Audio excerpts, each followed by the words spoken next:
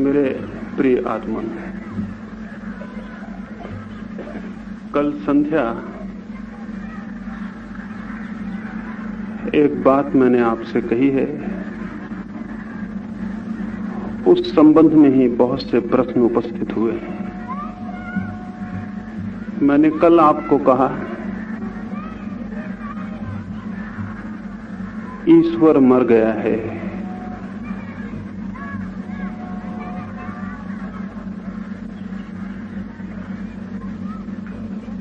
और ये घटना सौभाग्यपूर्ण है, क्योंकि जो ईश्वर मर गया है वो ईश्वर ही नहीं था। जो मर सकता है वो ईश्वर नहीं है। जो अमृत है, सदा है और शाश्वत है, वही ईश्वर है। लेकिन उस शाश्वत ईश्वर को जानने के लिए ईश्वर को बनाना नहीं पड़ता है, वरन मनुष्य को स्वयं ही मिटना पड़ता है।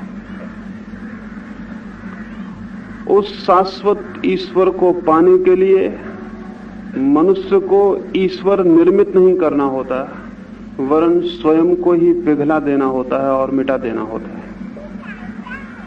मनुष्य मिटता है तो ईश्वर उपलब्ध होता है। मनुष्य जब स्वयं को खोता है तो परमात्मा को पाता है। जो ईश्वर मर गया है वो मनुष्य के द्वारा निर्मित ईश्वर था।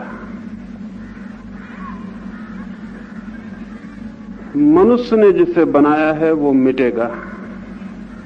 उस अनबनाए को, अनक्रिएटेड को जानना हो जो कि नहीं मिटता है, तो मनुष्य को स्वयं को खोना जरूरी है। रामकृष्ण एक छोटी सी कहानी कहा करते थे। वो कहते थे, एक समुद्र के किनारे एक बार बहुत लोगों की भीड़ इकट्ठी हुई। कोई मेला था और वे सभी लोग ये विचार करने लगे कि समुद्र की गहराई कितनी है। और तभी एक नमक का पुतला भी वहां आया और उसने कहा कि ठहरो, मैं जाता हूं और गहराई का पता लगाकर अभी आता हूं। वो नमक का पुतला सागर में कूद गया। फिर दिन आए और गए, सूरज उगा और डूबा। धीरे धीरे मेला उजड़ गया, भीड़ छट गई, लोग अपने घरों को वापस लौट गए। वो पुतला वापस नहीं लौटा। बहुत प्रतीक्षा रही कि वो लौटे और बताए कि सागर कितना गहरा है, लेकिन वो नहीं लौटा। वो नहीं लौट सकता था। अगर लौट आता तो उसका अर्थ होता कि सागर का उसके साथ स्पर्श नहीं हुआ। और अगर सागर का स्पर्श हुआ और सागर की गहराई उसने जानी, तो इस जानने में ही वो विलीन हो गया। नमक का पुतला था, खो गया। मनुष्य भी परमात्मा में उतरते समय नमक के पुतले से ज्यादा नहीं है। सागर नमक से बना है, नमक सागर से बनता है, मनुष्य परमात्मा से बना है। ये मनुष्य खोजने जाएगा परमात्मा को तो खो जाएगा, वैसे ही जैसा नमक का पुतला सागर में खो जाता है।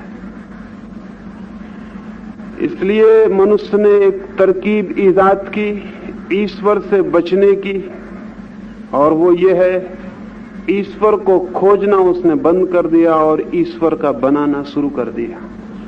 ऐसे मनुष्य बच गया और ईश्वर भी निर्मित कर लिया गया। स्वभावतः बहुत प्रकार के ईश्वर निर्मित हो गए। हिंदू के, मुसलमान के, ईसाई के, जैन के, बौद्ध के, हजार हजार प्रकार के ईश्वर निर्मित हो गए।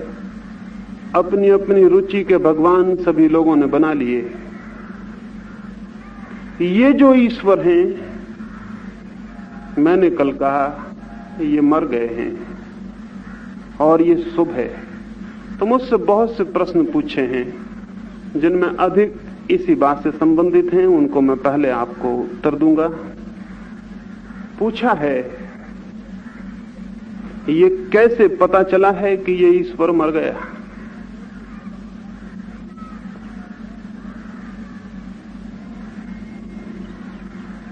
मनुष्य को देखकर यह पता चलता है कि ईश्वर मर गया है।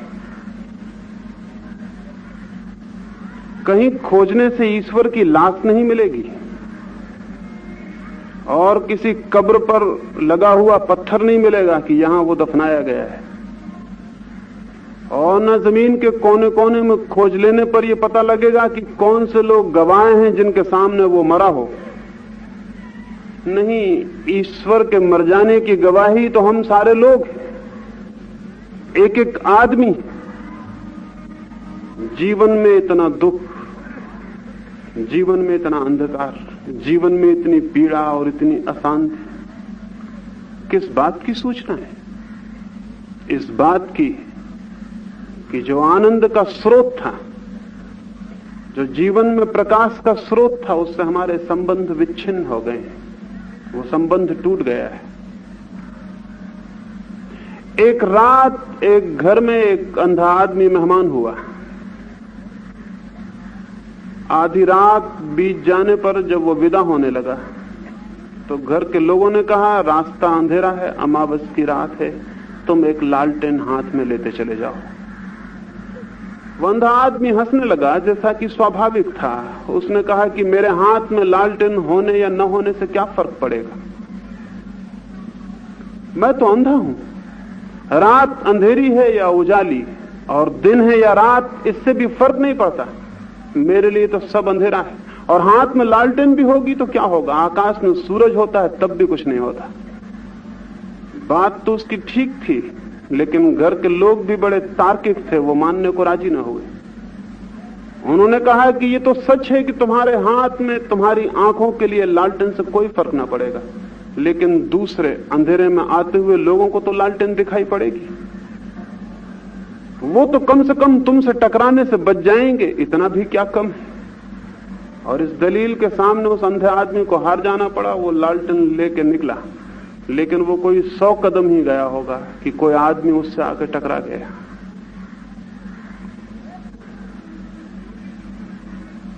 वो बहुत हैरान हुआ। उसने पूछा कि मेरे मित्र, क्या आप भी अंधे हो? मेरे हाथ की लालटेन दिखाई नहीं पड़ती? उस दूसरे आदमी ने कहा कि महानुभाव, आपकी लालटेन बीच में कहीं बुझ गई है। अंधे आदमी को कैसे पता चले कि लालटेन बुझ गई? आप पूछते हैं कि हमें कैसे पता चले कि ईश्वर मर गया है। अंधे आदमी को कैसे पता चले कि लालटेन बुझ गई है? इस बात से पता चलेगा कि टक्कर हो गई। टक्कर हो गई है, इस बात का सबूत है कि लालटेन बुझ गई। और हम सबकी एक दूसरे से टक्कर हो रही, क्या ये ईश्वर के मर जाने का सबूत नहीं है? ये लालटेन के बुझ जाने का सबूत है। हम जिंदगी में कर क्या रहे हैं? जी रहे हैं या लड़ रहे हैं? प्रेम कर रहे हैं या क्रोध कर रहे हैं? एक दूसरे को दे रहे हैं या छीन रहे हैं? एक दूसरे के जीवन में सहयोगी हैं या शत्रु हैं? इस बात से सबूत मिलेगा कि ईश्वर मर गया है या नहीं मर गया। इसे पूछने किसी और से मत जाना कि ईश्वर मर गया है या नहीं मर गया। अपनी जिंदगी को देख लेना, और अगर वो आसपास टकराहट पैदा करती हो, घृणा पैदा करती हो, क्रोध और हिंसा पैदा करती हो, तो जानना कि हाथ की लालटेन बुझ गई है और हमारे संबंध टूट गए हैं जीवन के स्रोत से। इसे खोजने कहीं और जाने की किसी को भी कोई जरूरत नहीं है। तो मुझे कैसे पता चला कि ईश्वर मर गया है? आदमी को देख के पता चलता है। आदमी ईश्वर की कब्र बन गया है। और क्या बड़ी खबर हो सकती है? और इससे बड़ी और क्या खबर हो सकती है कि आदमी एक मुर्दे की भांति जी रहा है, उसके भीतर राख है और जीवन की कोई आग नहीं। उसके भीतर सब मुर्दा मुर्दा है, जीवन और जलता हुआ कुछ भी नहीं, सब बुझा बुझा है। ये खबर है, ये सूचना है। और अगर ये भी सूचना नहीं है तो फिर अब और क्या सूचना इससे बड़ी हो सकती है? पूछा है कि अगर ईश्वर मर गया है तो क्या हम निराश हो जाएं? नहीं, ईश्वर के मरने से निराश होने का कोई भी संबंध नहीं है, बल्कि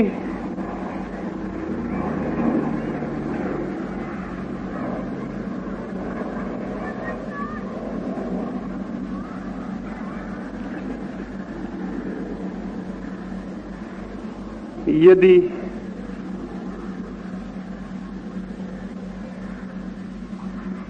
झूठा ईश्वर जिसे हम ईश्वर समझते रहे समाप्त हो गया हो, तो सच्चे ईश्वर की खोज शुरू हो सकती है। हीरों के दुश्मन पत्थर नहीं हैं, नकली हीरे हैं।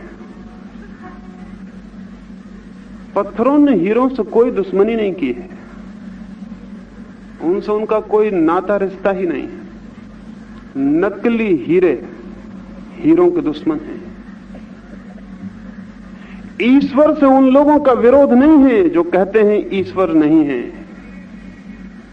ईश्वर की शत्रुता वे लोग कर रहे हैं जिन्होंने झूठे ईश्वर गढ़ लिए।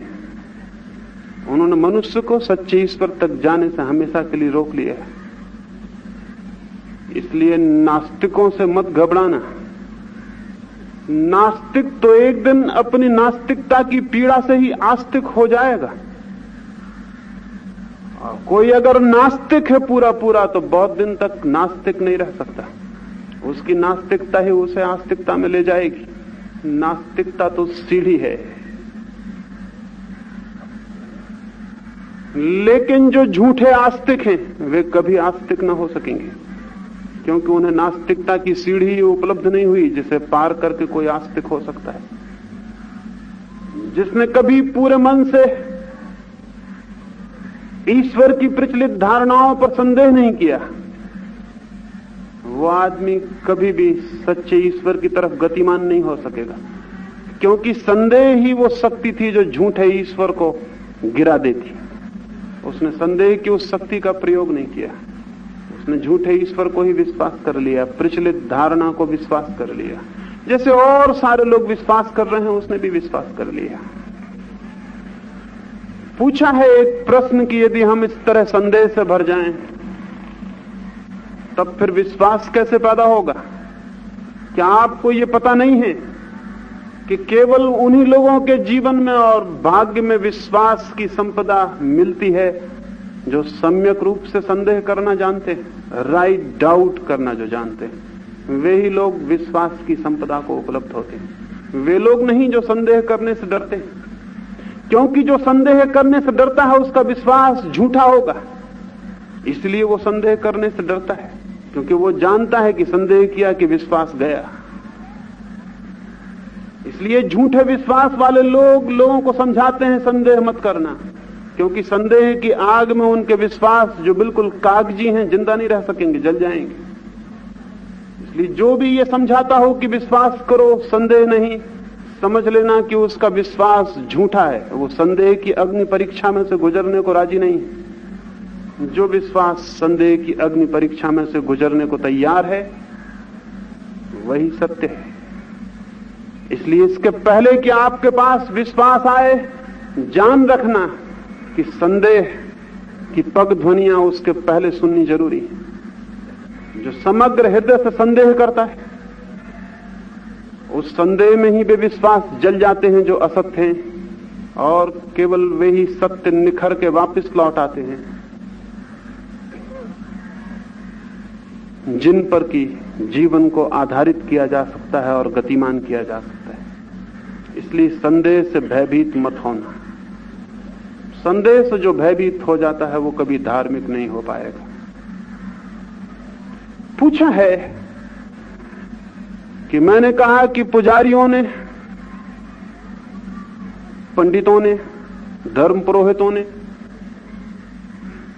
मनुष्य को ईश्वर की तरफ, ईश्वर के ज्ञान की तरफ जाने से रोका है। तो पूछा है कि क्या पुजारी कुछ भी नहीं जानते? क्या हजारों साल में उन्होंने कुछ भी नहीं जाना है? क्या वे बिल्कुल अज्ञानी हैं? नहीं, पुजारी बहुत कुछ जानते हैं। यही तो खतरा है। अगर वो अज्ञानी होते तो इतना खतरा नहीं होता। वो बहुत कुछ जानते हैं, उनके जानने में ही खतरा है। एक छोटी सी कहानी कहूं, उससे मेरी बात शायद समझ में आ जाए। एक राज दरबार में सुबह ही सुबह दरबार भरता ही जाता था और एक अजनबी यात्री आया। वो किसी दूर देश का रहने वाला होगा, उसके वस्त्र पहचाने नहीं मालूम होते थे, उसकी शकल भी अपरिचित थी, लेकिन वो बड़ा गरिमाशाली और गौरवशाली व्यक्तित्व का धनी आदमी मालूम होता। सारे दरबार के लोग देख के उसकी तरफ देखते ही रह गए। उसने एक बहुत शानदार पगड़ी पहन रखी थी, वैसी पगड़ी भी उस देश में कभी नहीं देखी गई थी। उसमें बहुत रंग बिरंगे छापे थी, उसमें ऊपर चमकदार चीजें लगी थी। राजा ने पूछा कि अतिथि, क्या मैं पूछ सकता हूं ये पगड़ी कितनी महंगी है और कहां से खरीदी गई? उस आदमी ने कहा, ये बहुत महंगी पगड़ी है, 1000 स्वर्ण मुद्राएं मुझे खर्च करनी पड़ी। वजीर जो कि राजा के बगल में बैठा था, और वजीर जो कि स्वभावतः चालाक होते हैं, नहीं तो उन्हें कौन वजीर बनाएगा, उसने राजा के कान में कहा, सावधान, ये पगड़ी 20-25 रुपए से ज्यादा की नहीं मालूम पड़ती। ये 1000 स्वर्ण मुद्राएं बता रहा है, इसके लूटने के इरादे। उस अतिथि ने भी, वजीर ने जो कान में कहा, उसे वजीर के चेहरे से पहचान लिया होगा। वो अतिथि भी कोई नौसिखिया नहीं था, उसने बहुत दरबार देखे थे और बहुत दरबारों में वजीर और राजा देखे थे। वजीर ने जैसे ही अपना मुंह राजा के कान से दूर हटाया, वो नव आगंतुक बोला, क्या फिर मैं लौट जाऊं? मुझे कहा गया था कि इस पगड़ी को खरीदने वाला जमीन पर केवल एक ही सम्राट है, एक ही राजा है। क्या मैं लौट जाऊं इस दरबार से, समझ लूं कि दरबार वो दरबार नहीं है जिसकी मैं खोज में हूं, मैं कहीं और जाऊं? मैं बहुत से दरबारों से वापस लौट आया हूं। मुझे कहा गया है कि एक ही राजा है जमीन पर जो इस पगड़ी को 1000 स्वर्ण मुद्राओं में खरीद सकता है, तो क्या मैं लौट जाऊं? ये दरबार वो दरबार नहीं है। राजा ने कहा कि 2000 स्वर्ण मुद्राएं दो और पगड़ी खरीद लो। वजीर बहुत हैरान हो गया। जब वजीर चलने लगा तो उस आए हुए अतिथि ने वजीर के कान में कहा कि मित्र,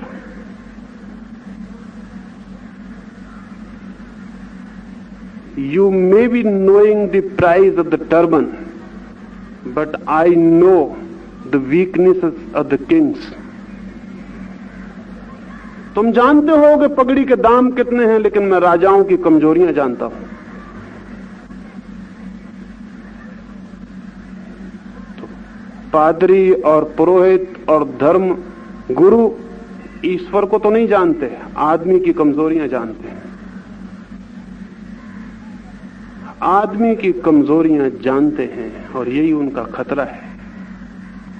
उन्हीं कमजोरियों का शोषण चल रहा है और आदमी बहुत कमजोर है और बड़ी कमजोरियां हैं उसकी, और उनकी कमजोरियों का शोषण है। और स्मरण रखें, जो परमात्मा की शक्ति को जानता है उसके लिए इस जमीन पर कोई कमजोर नहीं रह जाता, और जो परमात्मा को पहचानता है उसके लिए शोषण असंभव है।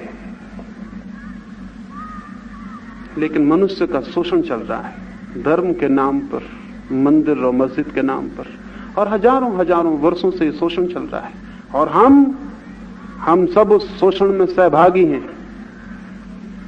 ये भी हो सकता है कि हम उस शोषण को न कर रहे हों, लेकिन अगर हम उस शोषण को अपने ऊपर होने दे रहे हैं तो हम उस शोषण को बनाए रखने में साथी, संगी। और जमीन पर जो भी पाप हुए हैं, कोई ये न समझे कि वो उससे बच जाएगा।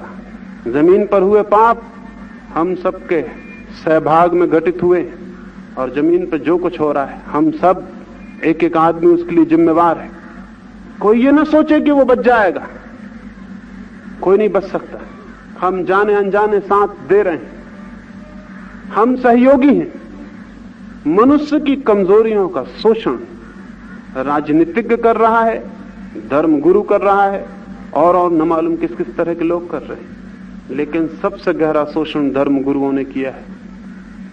अभी राजनीतिज्ञ तो बहुत पीछे से आया है उस दौड़ में, बहुत पीछे से उसको ये बात समझ में आई कि ये धर्म गुरु क्या कर रहा है, तो राजनीतिज्ञ अभी पीछे पीछे आया है। और इसलिए पीछे दिनों की जो राजनीति है वो धर्म गुरु के विरोध में खड़ी है, उसका कोई और कारण नहीं है। दो चोर एक ही आदमी की संपत्ति पे आंख लगाए हुए, इसलिए पिछला जो राजनीतिक है, अभी अभी नया नया जो सारी दुनिया में राजनीति है, चाहे वो कम्युनिज्म हो, चाहे वो फैसिज्म हो, चाहे वो कुछ और हो, उस सब की टक्कर धर्मगुरु से है। क्यों है? एक ही आदमी पर दोनों का हमला है, दोनों का शिकार एक ही आदमी को बनना है, वही कमजोर आदमी। इन दोनों के बीच टक्कर पुरानी है, लेकिन अभी बहुत प्रगाढ़ हो गई है। और राजनीतिक धर्म को हटा देने की कोशिश में है। कई मुल्कों से उसने धर्म को हटा दिया है, मंदिरों से ईश्वर को विदा कर दिया है, उनकी जगह नए ईश्वर गढ़ने शुरू कर दिए, नई मूर्तियां वहां स्थापित हो गई, नई प्रतिमाएं वहां बन रही। लेकिन आदमी का शोषण जारी रहेगा, क्योंकि आदमी की कमजोरी बरकरार है। एक ने शोषण बंद किया तो दूसरा उस शोषण को शुरू कर देगा। मैं आपसे ये निवेदन करना चाहता हूं, धार्मिक लोग केवल वही हैं जो मनुष्य की कमजोरी को समझें और उस मनुष्य की कमजोरी के चल रहे शोषण के विरोध में एक विश्वव्यापी चेतना को जन्म दें। क्या है कमजोरी मनुष्य की और किस किस भांति उस कमजोरी का शोषण? इसे कुछ बहुत विस्तार में कहने की बात नहीं है, हम सब अपनी कमजोरी जानते हैं और उस कमजोरी के लिए क्या क्या प्रलोभन हमें दिए जा सकते हैं वो भी हम जानते हैं। हम आदमी की मृत्यु की कमजोरी जानते हैं, हर आदमी मृत्यु से डरता है, इसलिए सभी धर्म मृत्यु का बड़े पैमाने पर शोषण करते हैं। मनुष्य डरता है कि मैं मर न जाऊं, तो धर्म समझाते हैं कि आत्मा अमर है। मरते हुए आदमी को बड़ी राहत मिलती है कि आत्मा अमर है, कोई फिक्र नहीं, शरीर चला जाएगा, चले जाने दो, आत्मा तो बचेगी, मैं तो बचूंगा। हम सब बचना चाहते हैं। ये जो हम विश्वास कर लेते हैं कि आत्मा अमर है, तो ये मत समझना कि आपको पता चल गया कि आत्मा अमर है। नहीं, आप मृत्यु से भयभीत हैं, इसलिए जल्दी से विश्वास कर लिया है कि आत्मा अमर है। सबको पता है कि कोई नहीं मरना चाहता, इसलिए दुनिया के सभी धर्म पुरोहित ये समझाने की कोशिश करते हैं, घबराते क्यों हो, कोई मरता ही नहीं, आत्मा बिल्कुल अमर है। और ये मृत्यु से भयभीत मन विश्वास कर लेना चाहता है कि आत्मा अमर है। इसलिए जवान आदमी जरा कम धार्मिक होता है, बूढ़ा आदमी ज्यादा धार्मिक हो जाता है, क्योंकि मौत जितने करीब आती उतना मृत्यु का भय करीब आता है और आत्मा की अमरता को मान लेने का मन तीव्र होने लगता है। जल्दी होती है कि मान लो, विश्वास कर लो। कोई नहीं मरना चाहता,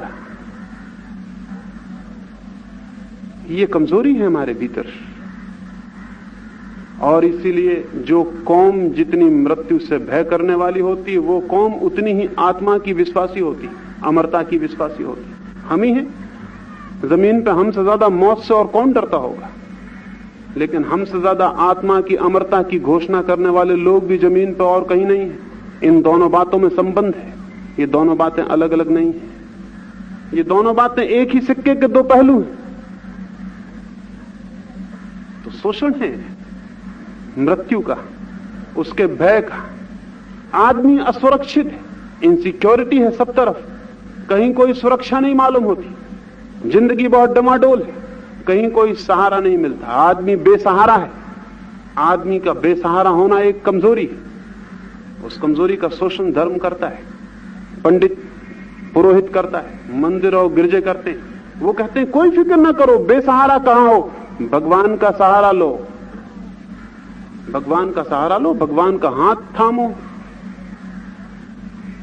और चूंकि वो भगवान का हाथ थमाने में बीच में मध्यस्थ हैं, या जो भी उनकी दलाली हो वो उनको दे दो, तुम भगवान का हाथ थाम दो।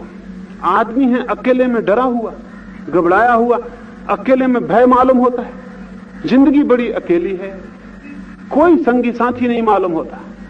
क्षण आते हैं जब पत्नी अपनी नहीं मालूम होती, लड़का अपना नहीं मालूम होता, मित्र अपने नहीं मालूम होते, कमजोरियां, बीमारियां आती हैं, मौत करीब आती है, तब लगता है सब छूट जाएगा, धन संपत्ति कोई अपना नहीं मालूम होता।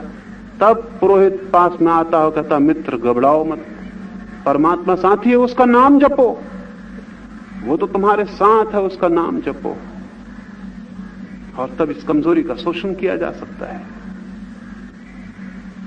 और ये जो परमात्मा का जाप आप करने लगते हैं, तो ये मत समझना कि परमात्मा से बहुत प्रेम आपको पैदा हो गया इसलिए आप जाप कर रहे हैं। आप भयभीत हैं जिंदगी में अकेलेपन से, इसलिए परमात्मा का साथ खोज रहे हैं। और ऐसे कोई साथ न मिलेगा, क्योंकि जो भयभीत है उसका प्रेम का कभी कोई संबंध नहीं हो सकता। जो अभय है, फियरलेसनेस में जिसका चित्त है, वही केवल प्रेम कर सकता है। भयभीत लोग कैसे प्रेम करेंगे? परमात्मा को कैसे प्रेम करेंगे? परमात्मा को कैसे जानेंगे?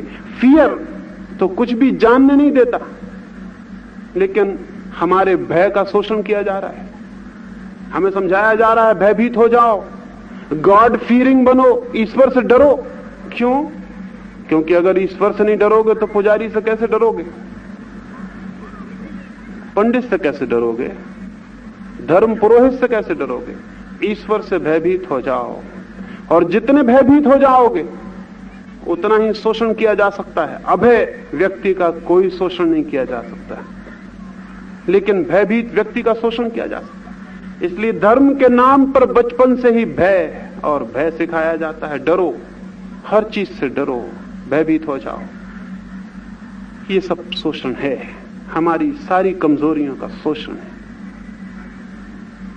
ये जो नरक का डर है, हम सब डरे हुए हैं कि कहीं हमें आग में न जलाया जाए, कहीं कड़ाहों में न सेका जाए, कहीं हमें सताया न जाए। हम सब डरे हुए हैं, तो नरक का भय खड़ा हुआ है।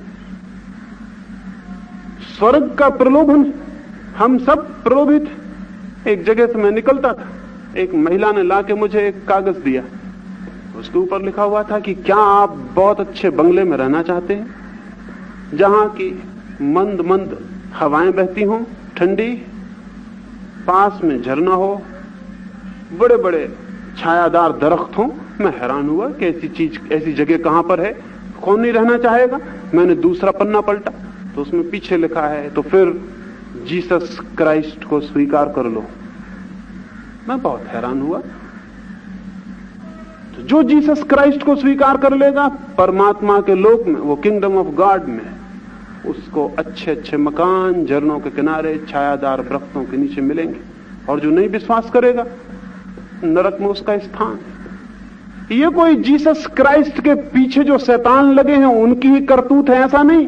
राम के पीछे भी लगे हैं, कृष्ण के पीछे भी लगे हैं, मोहम्मद के, महावीर के, बुद्ध के, सबके पीछे शैतान लगे हुए हैं।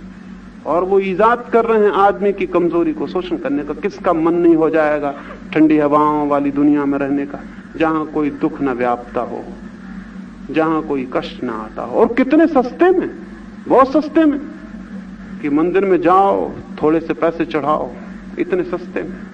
या एक ब्राह्मण को गाय दान कर दो, इतने सस्ते में। या एक मंत्र रोज पढ़ो, किसी किताब को रोज पढ़ो, इतने सस्ते में। कौन पागल होगा, कौन नासमझ होगा जो ये मौका चूक जाएगा? तो हमारा प्रलोभन है, उसका शोषण है। हमारा भय है, उसका शोषण है। हमारी मृत्यु है, उसका शोषण है। पुजारी बहुत कुछ जानते हैं, ह्यूमन वीकनेसेस जानते हैं।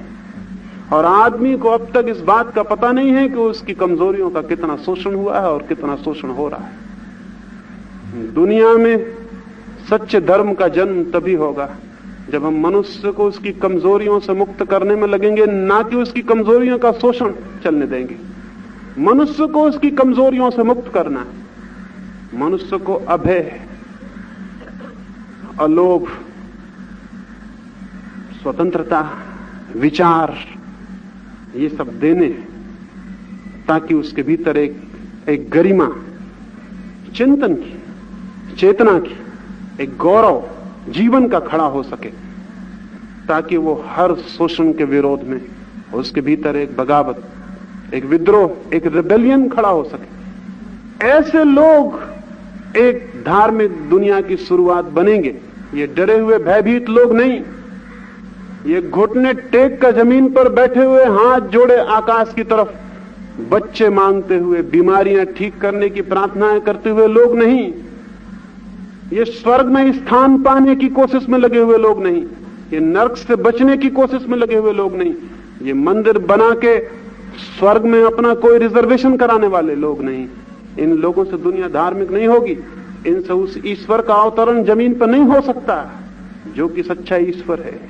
उसके लिए चाहिए समस्त कमजोरियों से मुक्त मनुष्य, और ये पुरोहितों ने और धर्म गुरुओं ने आज तक नहीं होने दिया है, और वो कोशिश में लगे हैं कि आगे भी न होने दें। निश्चित उनकी कोशिश उनके व्यवसाय का प्राण है। उनके सारे प्रयास परमात्मा को बचाने के प्रयास नहीं, खुद को बचाने के प्रयास है। लेकिन ये तो आपको ज्ञात होगा ही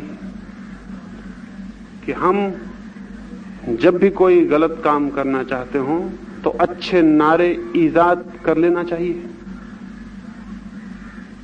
जब हमें कोई बुरा काम करना हो तो कोई अच्छी फिलॉसफी की आड़ ले लेनी चाहिए, और जब हमें किसी की हत्या करनी हो तो हमें उसके ही हित में हत्या करने का प्रचार करना शुरू कर देना चाहिए। और अगर पुरोहित को अपना व्यवसाय बचाना है तो उसे परमात्मा को बचाने की घोषणा करनी चाहिए। उसे कहना चाहिए परमात्मा खतरे में है, परमात्मा खतरे में है। अगर ये बात फैला दी जाए तो पुरोहित बच सकता है। पुरोहित बचेगा तो धर्म नहीं बचेगा। सामने विकल्प सीधा है, या तो जमीन पर आने वाले दिनों में धर्म गुरुओं का ये पुराना व्यवसाय जारी रहेगा और परमात्मा के लिए स्थान नहीं बनाया जा सकेगा, और या फिर ये व्यवसाय बंद होगा और हम एक ज्यादा मुक्त, ज्यादा स्वतंत्र चित्त से सत्य की खोज में संलग्न हो सकेंगे। इसलिए ठीक पूछा है कि क्या पुरोहित कुछ भी नहीं जानते हैं? पुरोहित बहुत कुछ जानते हैं। उनकी चालाकी, उनकी कनिंगनेस, उनकी होशियारी गहरी है। वह आदमी के आखिरी कोनों तक उसकी कमजोरियां जानते हैं और इसका उन्होंने फायदा उठाया है। ये फायदा चल रहा है। पूछी हैं और बहुत सी बातें। पूछा है कि मैंने कहा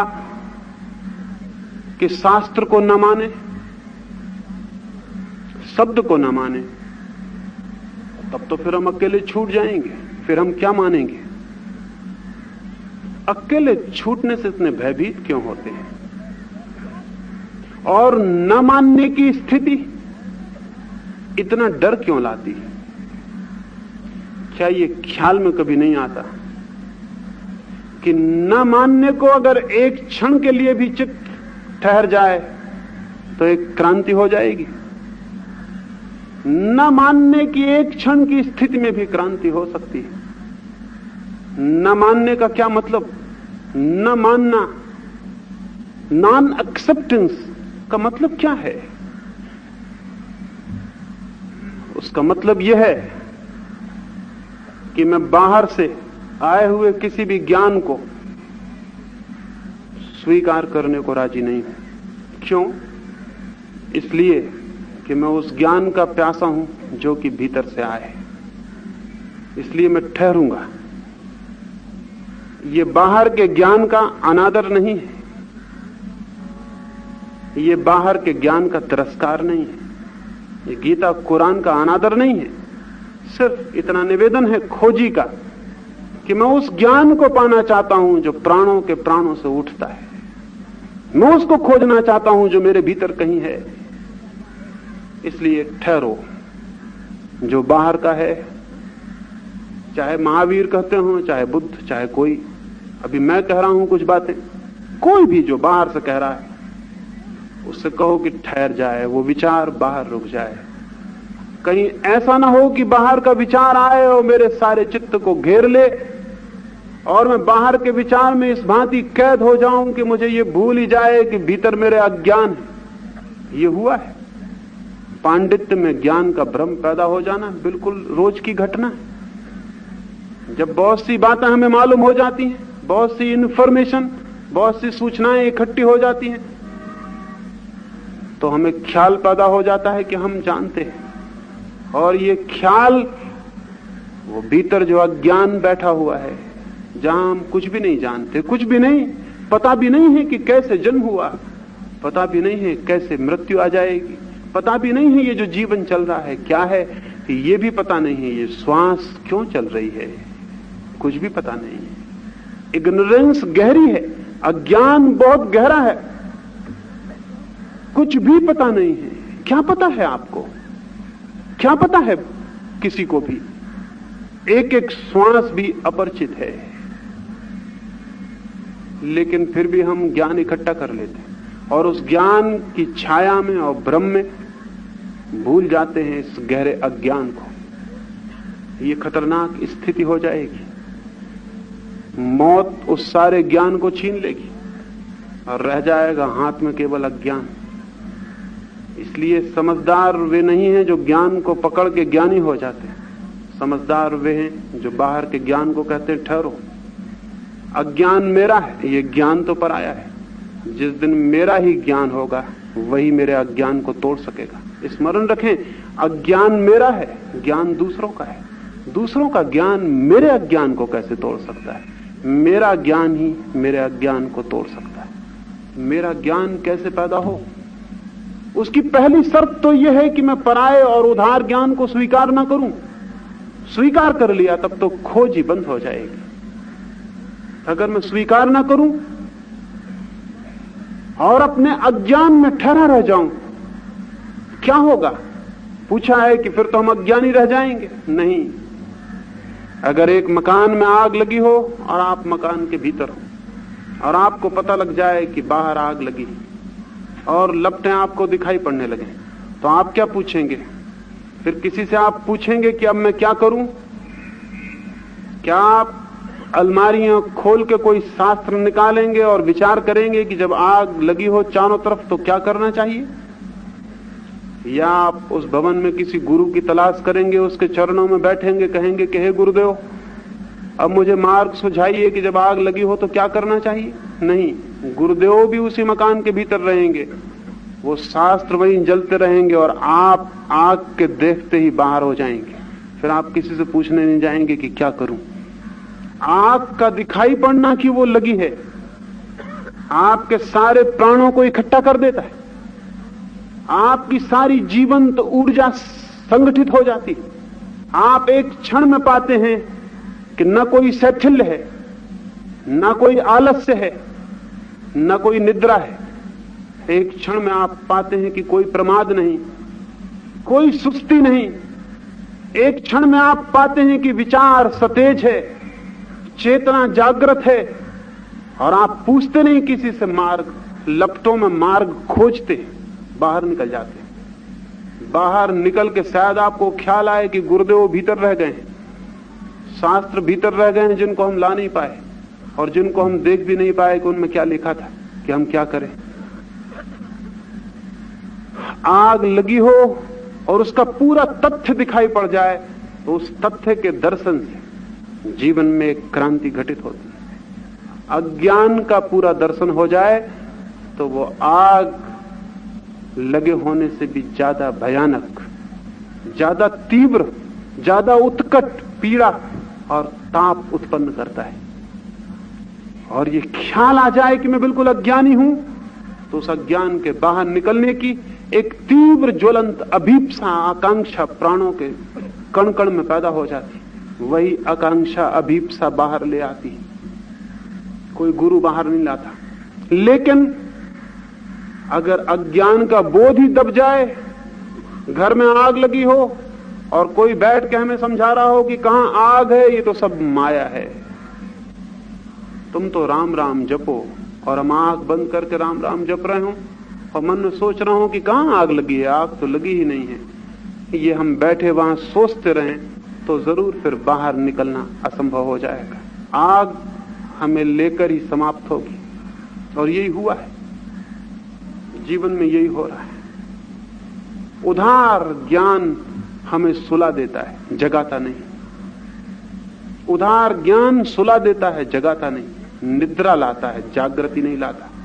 खुद के अज्ञान का बोध एक जागृति लाता है, एक होश लाता है, एक अवेयरनेस पैदा होती है और एक तीव्रता पैदा होती है, और एक तीव्रता का बोध पैदा होता है कि मैं कैसे बाहर निकल जाऊं।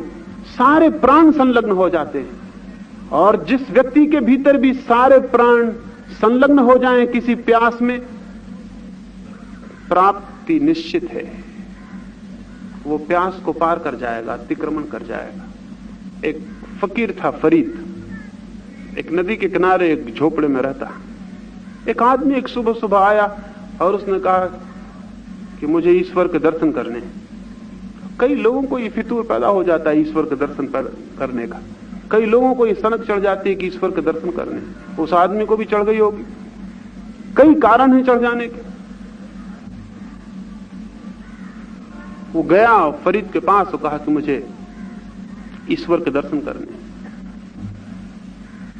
फरीद ने कहा कि अभी तो मैं नदी पर स्नान करने जाता हूं, तुम भी आ जाओ, थोड़ा स्नान कर लें दोनों, फिर किनारे पर बैठ के तुम्हें बताऊंगा। और ये भी हो सकता है मौका मिल जाए तो नदी की धार में भी बता दूं। वो आदमी थोड़ा हैरान हुआ कि नदी की धार में क्या बताएगा, लेकिन फकीरों की बात है, हो सकती कोई मतलब हो। वो गया, दोनों स्नान करने उतरे, और जैसे उस जिज्ञासु ने पानी में डुबकी लगाई, फरीद ने उसकी गर्दन पानी के नीचे दबा ली, उसके सिर को न उठने दे। फरीद तगड़ा आदमी था, जिज्ञासु मुश्किल में पड़ गया। सारे प्राणपण से चेष्टा करने लगा, लेकिन फरीद दबाया चला जाता था। लेकिन थोड़ी देर में फरीद ने पाया कि उसकी ताकत, खुद की ताकत, दबाने की ताकत कम पड़ रही है, और वो उठने वाला आदमी पूरी ताकत से ऊपर उठ रहा है। फरीद मजबूत था, वो जिज्ञासु दुबला पतला और कमजोर आदमी था, लेकिन फरीद को उठा के वो आदमी ऊपर निकल आया। फरीद ने उससे पूछा कि मेरे मित्र कुछ समझे? उस आदमी ने कहा, क्या खाक समझता, आप मेरी जान लिए लेते थे, मेरे प्राण लिए लेते थे, समझने की इसमें कहां बात थी? और मैं किस पागल के पास आ गया? शक तो मुझे तभी हुआ था जब आपने कहा कि मौका लगा तो नदी की धार में ही बता देंगे। शक तो मुझे तभी हुआ था कि मैं गलत जगह आ गया, लेकिन एकदम जा भी नहीं सकता था, तो आपके साथ चला आया। आप तो प्राण लिए लेते थे, परमात्मा के दर्शन तो रहे दूर, अपने ही प्राण समाप्त हुए जाते थे, कौन दर्शन करता फिर? फरीद ने कहा, एक बात मुझे पूछनी है, जब मैंने तुम्हें भीतर दबाया था तो कितने कितने विचार तुम्हारे मन में थे? उसने कहा, क्या मजाक करते हैं, कोई विचार नहीं था, एक ही ख्याल था कि किसी तरह एक श्वास हवा मिल जाए।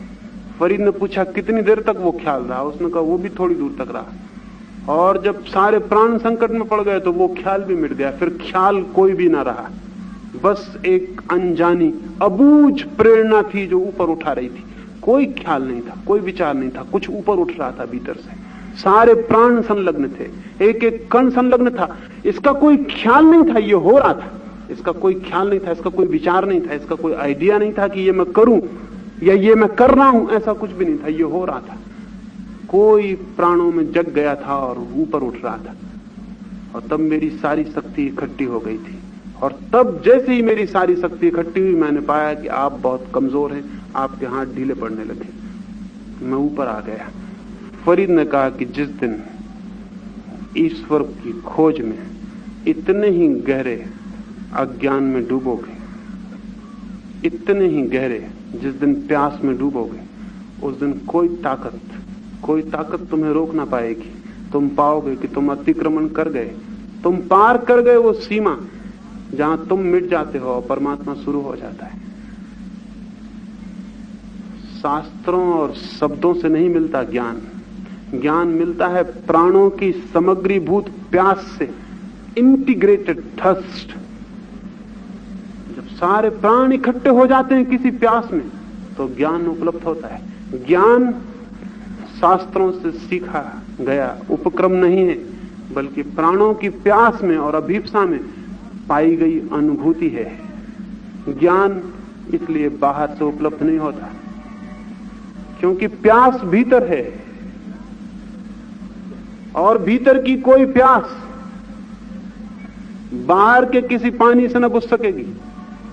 और बाहर के पानी से जो बुझ जाती हो, जान लेना कि वो प्यास भी बाहर की रही होगी।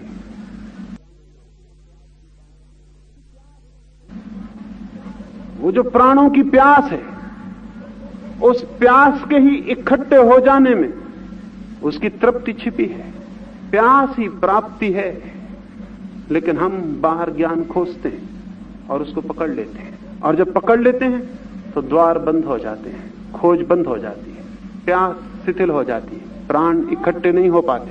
और इस शिथिलता में, इस दुर्बलता में, इस खंड खंड बटे होने में हम भटकते हैं, स्मरण करते हैं, शब्द दोहराते हैं, जीते हैं और मरते हैं, कुछ हल नहीं हो पाता। बंगाल में ऐसा हुआ, एक युवक अपने पिता के पास बैठा था। उसके पिता की उम्र 60 को पार कर गई थी।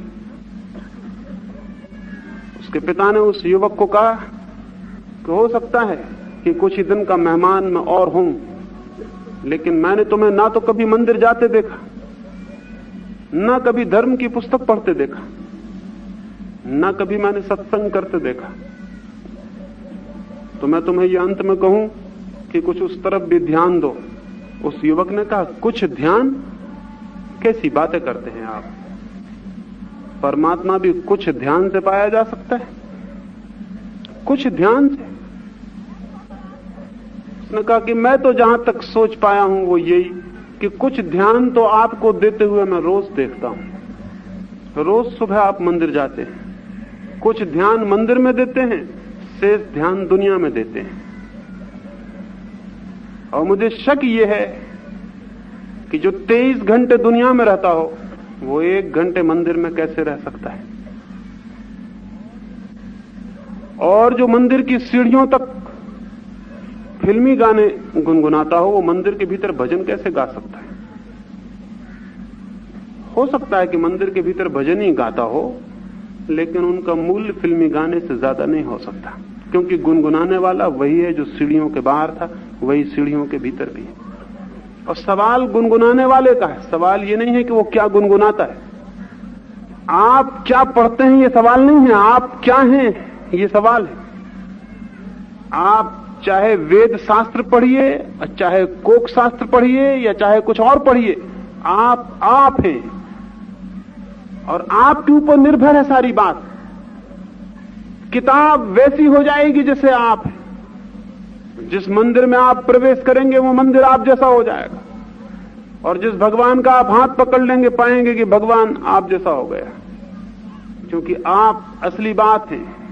तो उसने अपने पिता से कहा कि मैं देखता हूं इधर आपको, 30 वर्षों से मैं भी देखता हूं, लेकिन न तो आपकी प्रार्थनाओं में कोई अर्थ निकला, न आपकी पूजा में, न आपके कोई ध्यान में। उस लड़के ने कहा कि कभी मैं भी स्मरण करूंगा, लेकिन एक ही बार स्मरण करूंगा, क्योंकि 2 बार स्मरण करने का क्या फायदा? अगर एक बार स्मरण से नहीं हो सका तो दूसरे बार स्मरण से क्या होगा, क्योंकि स्मरण करने वाला तो मैं ही रहूंगा। और तीसरी बार करने से क्या होगा, 1000 बार करने से क्या होगा? एक बार करूंगा, एक बार मंदिर जाऊंगा, एक बार परमात्मा के द्वार पर खड़ा होना है, लेकिन प्रतीक्षा में हूं उस दिन की जिस दिन के मैं पूरा का पूरा खड़ा हो सकूं। जब तक अधूरा खड़ा होऊंगा तब तक कुछ होने वाला नहीं है। क्योंकि बड़े रहस्य और आनंद की बात यह है कि आपका पूरी तरह इकट्ठा हो जाना ही आपके भीतर परमात्मा की उपलब्धि है, और तो कोई परमात्मा नहीं है बाहर। आपका पूरी तरह इकट्ठा हो जाना, आपका एकजुट हो जाना, आपके सारे प्राणों का समग्र हो जाना, खंड खंड नहीं, डिसइंटीग्रेटेड नहीं, टूटा हुआ नहीं, इकट्ठा हो जाना, वही तो आपका जान लेना है। और ये हुआ। पिता कोई 80 वर्ष के हुए तब वो जीवित थे, और उनका लड़का मंदिर तब तक नहीं गया था। 60 वर्ष का उनका लड़का भी हो गया था, और एक दिन लोगों ने देखा कि वो सुबह सुबह मंदिर की तरफ जा रहा है। सारे लोग हैरान हुए। वो जिंदगी भर का नास्तिक था, कभी मंदिर नहीं गया और मंदिर जा रहा है। लेकिन वो मंदिर गया, फिर वापस नहीं लौटा मंदिर से। वो मंदिर में उसने हाथ जोड़ के खड़ा हुआ और सब समाप्त हो गया। सांस जो बाहर थी बाहर रह गई, जो भीतर थी भीतर रह गई। उसके प्राण उड़ गए। उसके पास उसके खीसे में एक पत्र लिखा हुआ मिला और उसने लिखा कि आज मैं उस अवस्था में हूं कि मेरी प्यास पूरी पूरी जग गई है और मैं अपने अज्ञान से समग्र रूपेण दुखी हो गया हूं। और आज जबकि आग मेरे चारों तरफ लगी है, शायद मैं बाहर निकल सकूं। क्या किया उसने उस मंदिर में जाके खड़े होकर? और क्या उस करने का संबंध उस मंदिर से है? क्योंकि मंदिर में तो वहां रोज लोग खड़े होते थे जाके। नहीं, उस मंदिर से उस करने का कोई संबंध नहीं। वह आदमी कहीं भी खड़े होकर वही करता तो ये हो जाता जो उस मंदिर में हुआ। उस बात के करने का संबंध उसके अपने भीतर से है। उसके प्राण किसी किनारे आके इकट्ठे हो सके हैं किसी प्यास में। उस प्यास में कोई बात घटित हो सकती, कोई क्रांति, कोई विस्फोट, कोई एक्सप्लोजन हो सकता है।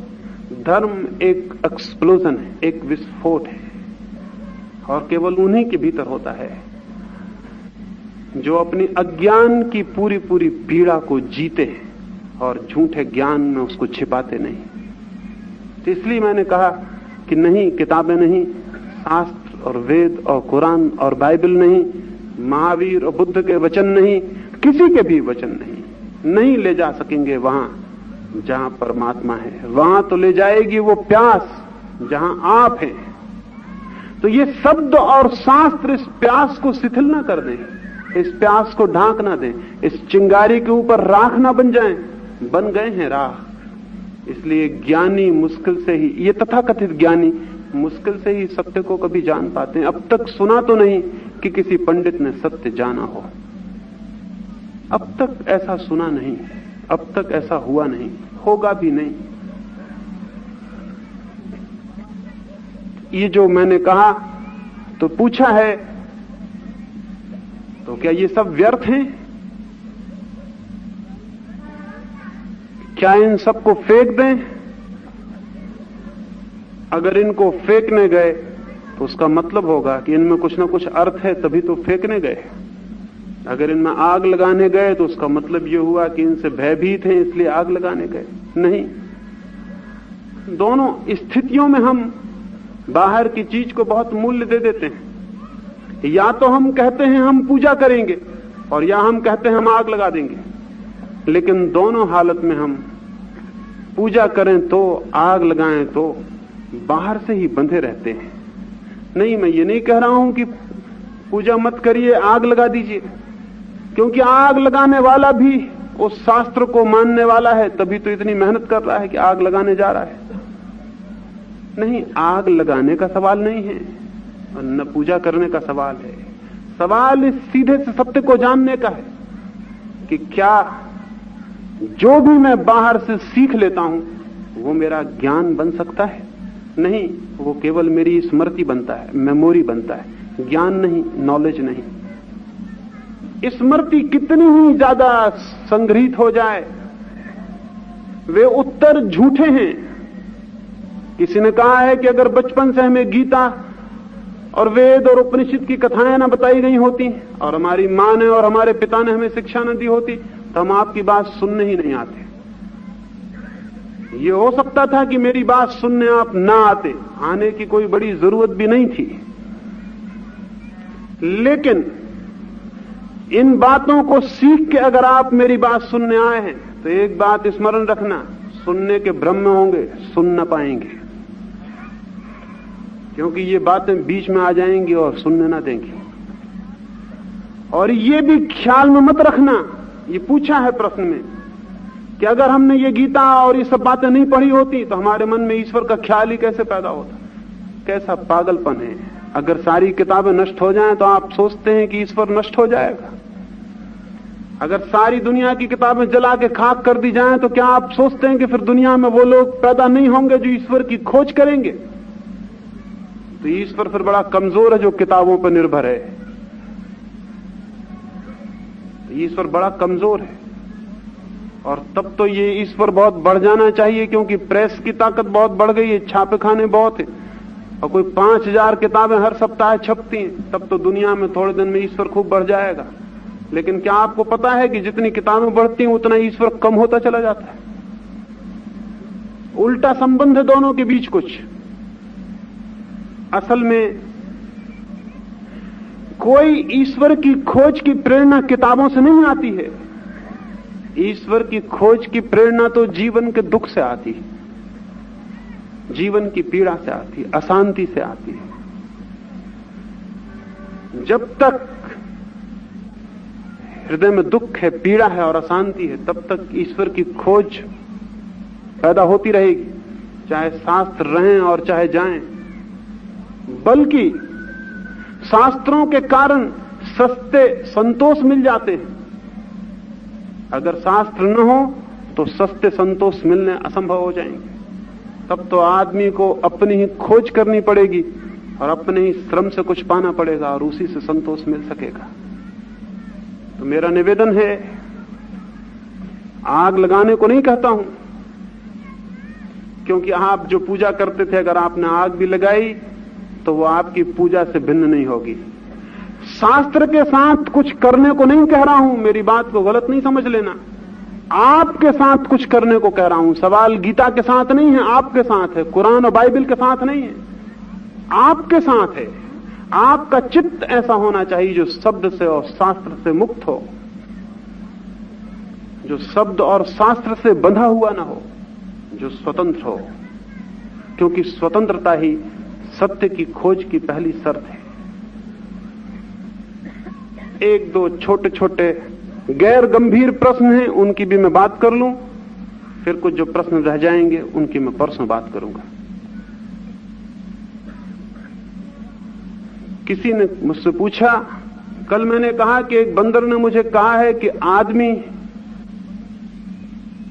का पतन बंदरों से हुआ है, ये विकास नहीं है। तो उस व्यक्ति ने मुझसे पूछा है कि क्या बंदर भी बोलते हैं? तो मैं ये निवेदन करना चाहूं कि बंदरों का बोलना तो बिल्कुल स्वाभाविक है, न बोलना बहुत कठिन है। बंदर चुप रह ही नहीं सकते, और जो चुप रह जाए, ऐसा बंदर अगर मिल जाए तो शक होगा कि कहीं ये आदमी तो नहीं है। चुप रह जाए, मौन, साइलेंस, असंभव। बंदर तो खूब बोलते हैं। ये दूसरी बात है कि आपको उनकी भाषा समझ में ना आती हो, लेकिन जिन बंदरों की भाषा आपको समझ में आती हो उनको देख के आप उनके बाबत भी समझ सकते हैं जिनकी समझ में ना आती हो। मुझे किसी ने एक घटना बताई थी, वो ख्याल आ गई। एक गधा आदमियों की संगत में रहते रहते बोलना सीख गया था। आदमी की संगत किसको नहीं बिगाड़ देती, वो गधा भी बिगड़ गया। वो बोलना सीख गया, और जब वो बोलना सीख गया तो उसने पहला काम ये किया कि बाकी गधों को इकट्ठा किया और उनका नेता हो गया। जो भी बोलना सीख सकता है वो नेता हो ही जाएगा, वो चाहे फिर गधा हो, इससे क्या फर्क पड़ता है। वो गधा बोलना सीखा, बोलना सीखने के बाद जो दूसरी सीढ़ी थी वो नेता हो गया। और स्वभावतः इसके बाद तीसरी सीढ़ी थी कि उसने दिल्ली की यात्रा की। जो भी बोलना जानता है और नेता हो सकता है वो फिर दिल्ली जाएगा ही, और रहेगा कहां? जमीन पे फिर कोई और रहने लायक ठीक स्थान है नहीं। दिल्ली पहुंच के कोई क्या करेगा? उसने पहला काम, पुरानी बात है, वो पंडित नेहरू से मिलने चला गया। दरवाजे पे संतरी खड़ा था, लेकिन जैसे सभी संतरी सोए रहते हैं वो संतरी भी सोया हुआ था। जैसे कि सभी पहरेदारों का काम है कि वो सोए रहते हैं, सब वो भी सोया हुआ था। और फिर कोई आदमी भी जाता तो संतरी थोड़ा सचेष्ट होता, आदमी से डर होता है। एक गधा जा रहा था, उसने कोई फिक्र ना की। वो गधा बिना किसी प्रवेश पत्र के भीतर चला गया। सुबह सुबह वक्त था और नेहरू अपनी बगिया में घूमते थे। वो गधा पीछे गया उनके, और नेहरू तो बड़ी तेज चाल से घूम रहे थे। चाल क्या थी, दौड़ नहीं था, करीब करीब। वो गधा भी किसी तरह हाँफता हुआ पीछे गया और उसने कहा, पंडित जी। नेहरू बहुत घबराए, क्योंकि वो भूत प्रेत में विश्वास नहीं करते थे। वहां कोई आदमी दिखाई नहीं पड़ता था जो बोलता हो। उन्होंने चारों तरफ गौर से देखा, वहां कोई दिखाई नहीं, सिर्फ एक गधा खड़ा हुआ है। तो उन्होंने बहुत जोर से कहा कि कौन है मेरे सामने? मैं कोई भूत प्रेत में विश्वास नहीं करने वाला हूं, जो भी हो सामने आओ। उस गधे ने कहा कि माफ करिए, मैं तो सामने खड़ा हूं, सिर्फ एक ही मेरी भूल है कि मैं जरा बोलता हूं, आप नाराज तो नहीं होंगे? नेहरू ने कहा, तू बिल्कुल बेफिक्र रहा, मैं बोलते हुए गधों से इतना ज्यादा रोज रोज परिचित होता हूं, रोज रोज, कि तू बिल्कुल फिक्र मत कर, तू बोल। गधे ने कहा कि मैं तो डरता था कि पता नहीं आप मुझसे मिलना पसंद करेंगे या नहीं। नेहरू ने कहा, यहां गधों के सिवाय मिलने और आता ही कौन? फिर पता नहीं उन दोनों में क्या बातें हुई, वो तो मुझे कुछ पता नहीं। बातें जरूर कोई कुछ गुफ्तगू की हुई होंगी, क्योंकि किसी अखबार ने अब तक छापी नहीं। कोई सीक्रेसी, कोई कॉन्फिडेंशियल कोई बात होगी, किसी अखबार में छपी नहीं अब तक। लेकिन आदमी इस भ्रम में न रहे कि वही बोलना जानता है, इस भ्रम में न रहे। बोलते तो सभी हैं, आदमी ही अकेला समर्थ है जो कि न बोलने की स्थिति को उपलब्ध हो सकता है। अकेला आदमी समर्थ है कि न बोलने की स्थिति को, नॉन स्पीकिंग, नॉन थिंकिंग की स्थिति को उपलब्ध हो सकता है। उसी अबोल, उसी शांत स्थिति से वो द्वार खुलता है जो परमात्मा का है। वो तो मैंने बंदर की बात मजाक में कही थी, और अगर आप मजाक भी नहीं समझ पाए तो धर्म क्या समझ पाएंगे, बड़ी मुश्किल हो जाएगी।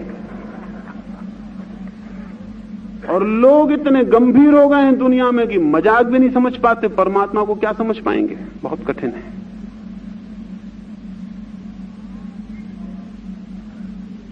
ये जो थोड़ी सी बातें मैंने अभी आपको कही हैं, वो इस ख्याल से नहीं, कल और परसों भी जो बातें कहूंगा वो इस ख्याल से नहीं कि मैं आपको कोई ज्ञान दे रहा हूं। इस भ्रम में बिल्कुल नहीं रहना, और ये ख्याल हो तो आने ही मत कि मुझसे कोई ज्ञान मिल सकता है। नहीं, मेरी सारी कोशिश इस बात के लिए नहीं है कि आपको कुछ ज्ञान दूं, बल्कि इस बात के लिए है कि जो ज्ञान का आपको भ्रम है उसको तोड़ूं। परमात्मा करे आपका झूठा ज्ञान टूट जाए और उस अज्ञान को आप जान सकें, उस ओरिजिनल इग्नोरेंस को जो कि है, उस मौलिक अज्ञान को जो कि है भीतर।